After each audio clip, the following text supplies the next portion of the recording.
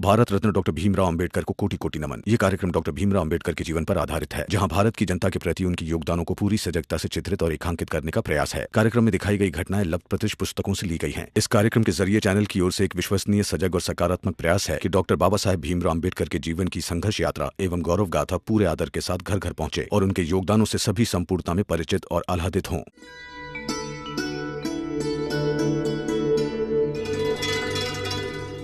आज भी हम दिख ही नहीं रहे। मुझे उससे कुछ बात करनी थी।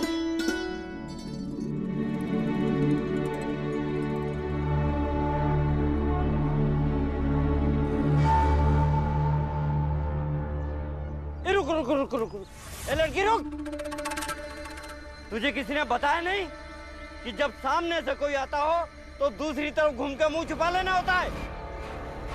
हाँ, इससे सामने वाले का दिन खराब नहीं होता। देख क्या रही है? चल मुंह घुमा उधर। देख 2-3 लोग आ रहे हैं, अपना मुंह घुमा ले। चल हट, रास्ता दे, हट हट जल्दी हट। चल।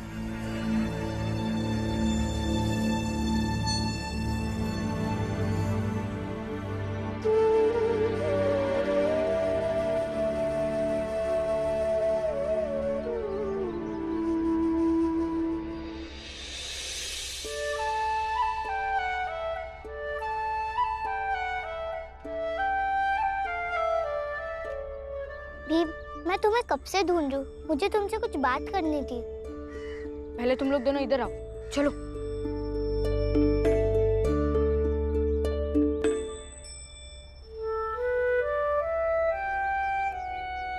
अब बताओ दीदी, जो भी कहना है। कल रात को तुमने कहा था ना कि मैं कैसे जीना चाहती हूँ, ये सोचूं। लोग आपको कैसे जीना देना चाहते हैं वो एक अलग बात है, और आप खुद कैसे जीना चाहती हैं वो एक अलग बात है। अब मेरे पास कोई काम भी नहीं है। आई बाबा भी नहीं डांटेंगे कि मैं घर का काम नहीं कर रही हूँ, क्योंकि कोई मुझे काम देता ही नहीं है। इसलिए अब मैं पढ़ना चाहती हूँ। पहले मैंने पढ़ने की कोशिश की थी, लेकिन किसी ने भी पढ़ने नहीं दिया। लेकिन अब मैं पढ़ूंगी। ये लो किताब। मैं आपको यही कहना चाहता था कि पढ़ोगी तो मन लगा रहेगा।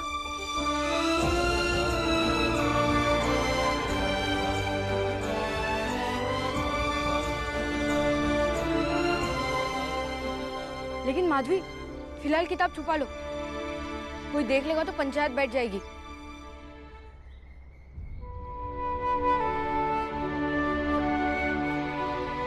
अच्छा, तो अब तुम विद्यालय जाओ, मैं घर जाती हूँ। दीदी, आपसे एक और बात कहनी है। अच्छा, बोलो। किताबों से दोस्ती मुस्कुरा कर करना, क्योंकि बाबा कहते हैं कि किताबों से अच्छा दोस्त कोई नहीं होता है। सब साथ छोड़ देंगे, लेकिन किताबें आपका साथ हमेशा निभाएंगी।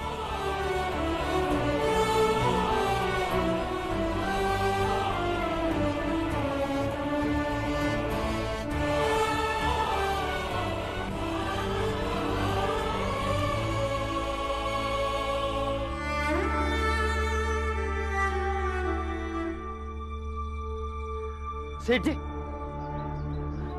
आप लोगों ने सुना क्या? अब क्या हो गया? यही कि उस छोटी जात की बस्ती के लोग अब रात रात बैठकर पहरा देने लगे, इस डर से कि कहीं ऊंची जात के लोग मिलकर रात में उन पर हमला ना कर दे। अरे, और सुना यह भी है कि सबने मिलकर आवेदन दिया है कि उनकी सुरक्षा के लिए कस्बे में पुलिस की व्यवस्था की जाए।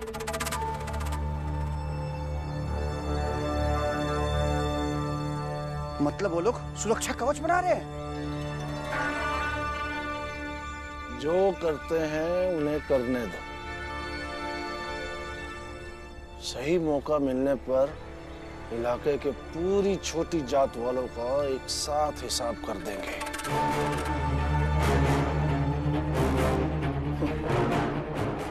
हमारे सामने उनकी हैसियत ही क्या है। वाला भैया, मैं जा रहा हूँ घूम घूम कर जूता चप्पल सिलने। शाम तक वापस आ जाऊंगा, फिर चलेंगे बाजा बजाने। हाँ, ठीक है। अब यही काम करेगा, जूता चप्पल सी झन झन झन झन झन। बाजा बजा। ए, तुम लोग ना ये सुबह सुबह मेरे सामने मत पड़ा करो। दिन खराब हो जाता है मेरा। ए बालक, बकवास बंद कर। धर्म का विनाश करने पे तुला है तू। ज्ञान मत दीजिए, और अगर ज्ञान देना ही है ना तो इस चाय वाले को दीजिए। पता नहीं अपनी इस चाय में क्या मिलाकर पिलाता है सबको, कि जो भी इसकी दुकान पर आता है सबकी बुद्धि भ्रष्ट हो जाती है। देख, तू हैसियत में रह, वरना ये गरम चाय तेरे। मंगेश, अपना काम करो, मैं समझाता हूं इसे।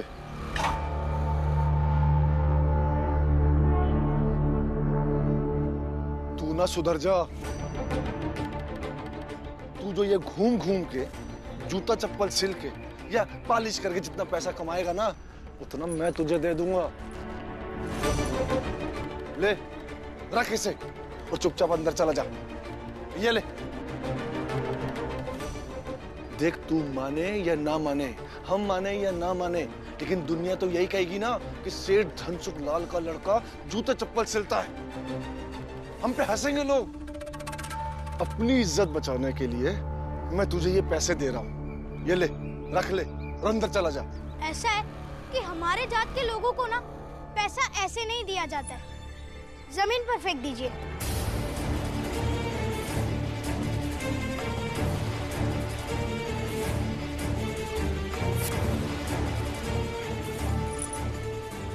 ले, उठा ले।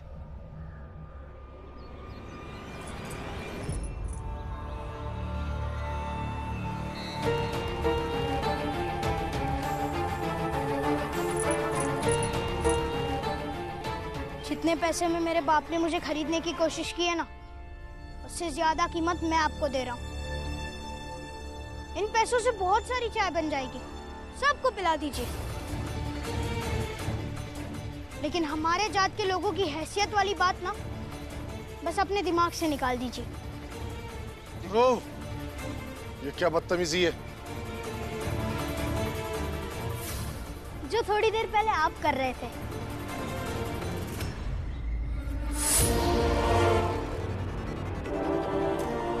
जूता चप्पल सिलवा लो, पॉलिश करवा लो।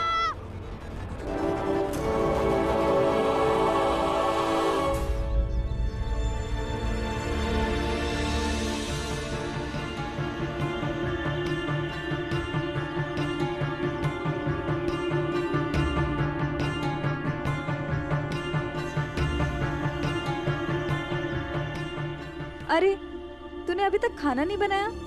आई, जब एक बार खाना है तो कभी भी बना दूंगी। देख, तुझे खाना बनाना है तो बना, या तो भूखे मर, लेकिन आइंदा मैं नहीं बना कर देने वाली।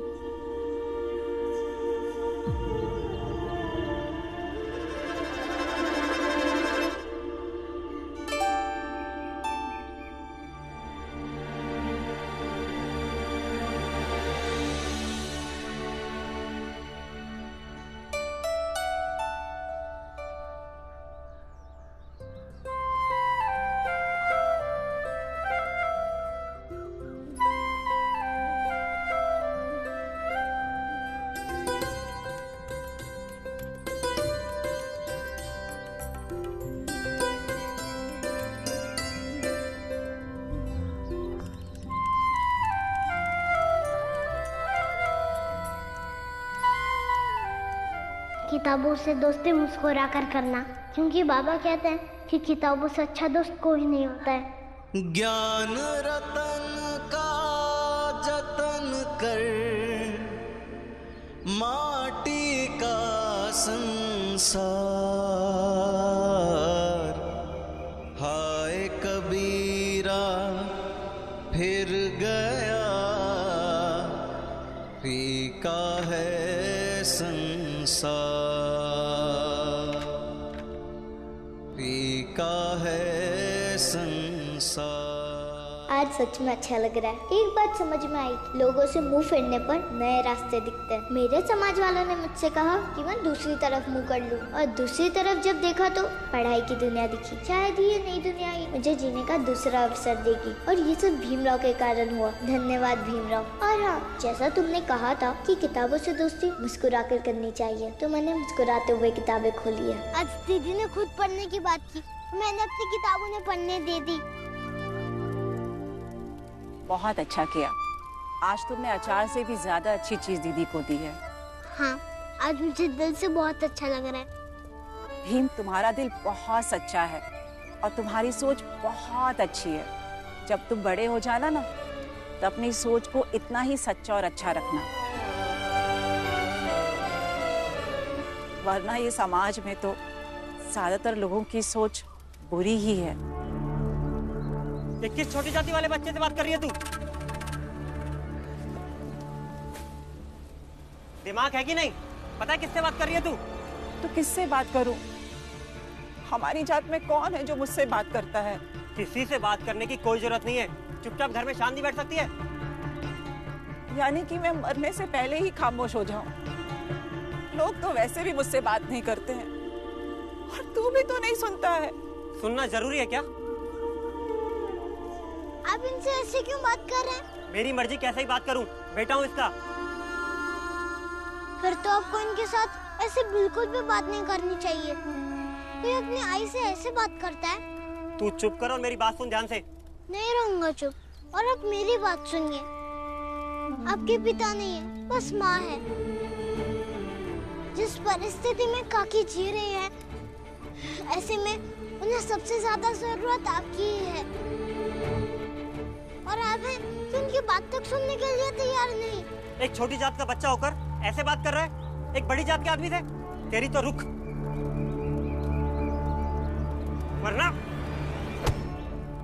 वरना क्या? छू के तो दिखा इसे।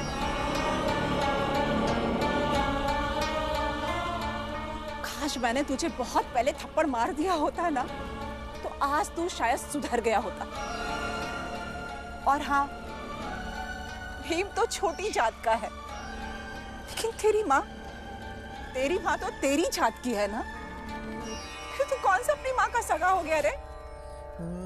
लोग अपने घर के जानवरों के साथ भी ऐसा बर्ताव नहीं करते जैसा तू अपनी आई के साथ करता है। ऊपर वाले ने तो मुझे सिर्फ एक बार विधवा बनाया, लेकिन तू लोगों के कहने पर हर रोज मुझे विधवा होने का एहसास दिलाता है। काश जिस दिन तेरे बाबा मरे उस दिन मैं भी मर गई होती तो अच्छा था। तू मुझे रोज इस तरह जीते जी तो नहीं मारता। तू अंदर चल। बेटा जब बड़ा हो जाता है तो माँ को कैसे होना चाहिए ये बताता हूँ। तू एक विधवा होकर लोगों से यूँ बातें करती रहेगी और मैं ताने सुनता रहूंगा। चल घर चल। अरे अब मेरी बात तो सुनिए, सुनिए ना बात। भीमराव, भीमराव,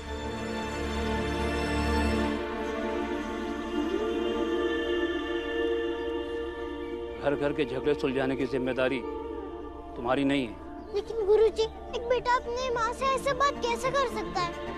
जब तक ये समाज उसके बेटे को अपनी माँ की महत्ता नहीं बताएगा, सिर्फ ये बताएगा कि विधवा अपशगुनी होती है, पापन होती है, तब तक बेटा ऐसा बर्ताव तो करेगा ही। उसके परिवार वालों ने और इस समाज ने बेटे को माँ का सम्मान करने के बजाय विधवा का अपमान करना सिखाया है। समझ गए? चलो, विद्यालय के लिए देर हो रही है, आ जाओ, आनंद आओ।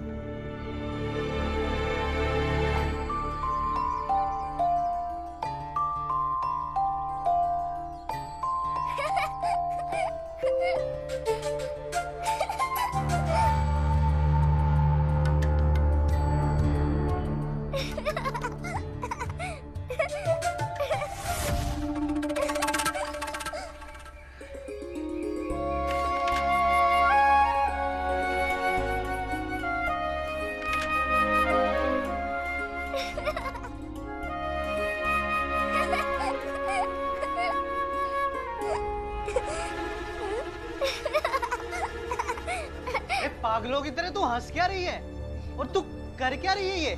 पापा, किताब पढ़ो, बहुत मजेदार कहानी है।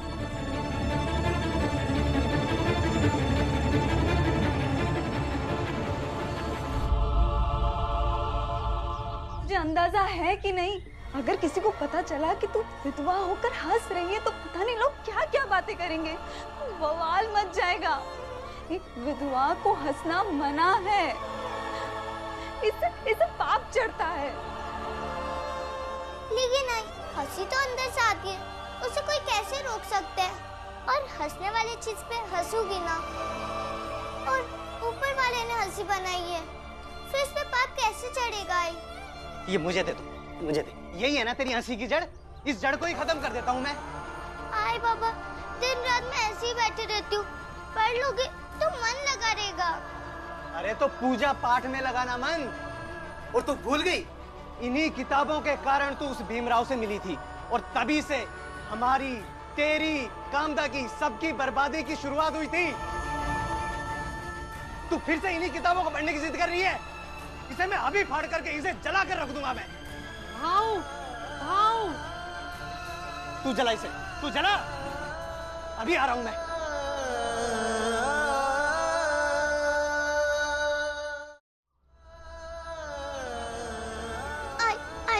मुझे पढ़ने दो ना, और पापा को भी समझाओ ना। आप लोग ने सब कुछ छीन लिया, अब किताब मत छीनो। भीमराव कहते हैं कि एक बार किताब से दोस्ती हो गई ना, फिर वो कभी साथ नहीं छोड़ती है। दे दो ना एक किताब, या फिर आप भी कह दो कि आप भी नहीं चाहती कि मैं फिर से खुश हूँ, फिर से जीना सीखूं। मैं घर के अंदर बाहर कहीं नहीं हंसूंगी। आप बस किताब दे दो। आई दे दो ना किताब। ले।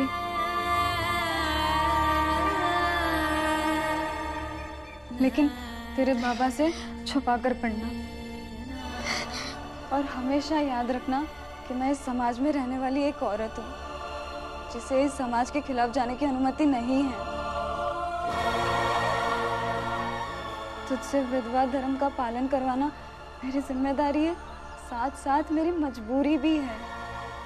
लेकिन अगर उस धर्म को निभाते निभाते तुझे किसी चीज़ से खुशी मिलती है, तो तेरी आई होने के नाते मैं वो कोशिश ज़रूर करूँगी। और एक बात याद रखना, अगर लोगों को पता चला कि तू पढ़ रही है तो तेरे साथ बहुत बुरा हो सकता है। आई, ये जो हो रहा है उससे बुरा और क्या हो सकता है?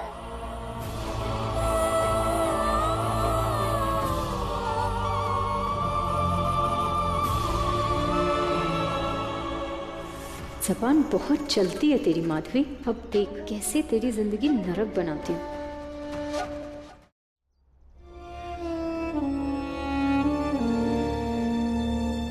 तो फिर लो किताब।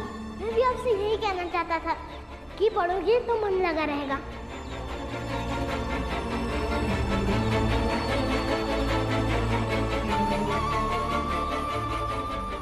किसी से बात करने की कोई जरूरत नहीं है। चुपचाप घर में शांत नहीं बैठ सकती है? तू एक विधवा होकर लोगों से यूं बातें करती रहेगी और मैं ताने सुनता रहूंगा?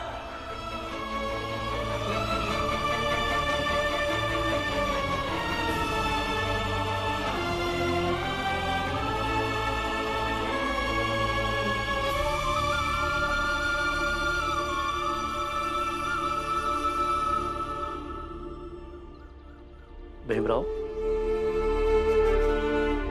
क्या बात है? जब भी विद्यालय में थोड़ी देर के लिए भी अवकाश मिलता है तुम एकांत में आके बैठ जाते हो। ऐसे परेशान रहोगे तो पढ़ाई कैसे होगी? क्या सोचते रहते हो? यही कि उस विधवा काके के बेटे ने पढ़ाई की होती तो वो उनके साथ ऐसा व्यवहार नहीं करते। विद्यालय इसलिए होते हैं कि लोग पढ़ लिख कर अपना जीवन संवार सके और उनका जीवन अंधकार से निकलकर प्रकाश की तरफ जाए और उनको जीने का मतलब समझ आए। दीदी विद्यालय तो नहीं जा सकती, लेकिन वो सारे किताब पढ़ ले जो मैं पढ़ता हूँ, तो वो अपना जीवन संवार सकते हैं क्या? बिल्कुल भीमराव, हम शिक्षा चाहे जैसे भी प्राप्त करें, लेकिन उसकी रोशनी से हम अपने जीवन के अंधेरे को दूर कर सकते हैं। समझ गए? जी, और माधवी दीदी को उस रोशनी की बहुत जरूरत है, क्योंकि उनके जीवन में चारों तरफ बस अंधेरा ही अंधेरा है।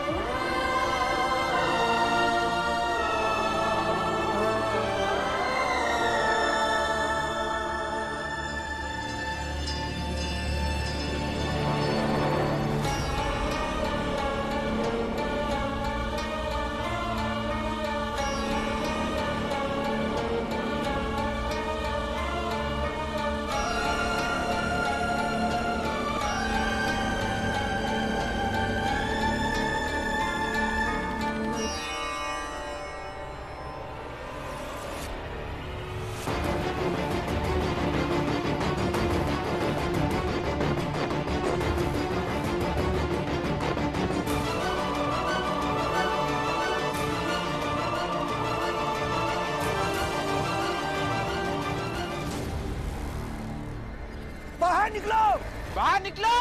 अरे सुनाई नहीं दे रहा क्या? बाहर निकलो। क्या हुआ? आप सब लोग यहाँ कैसे?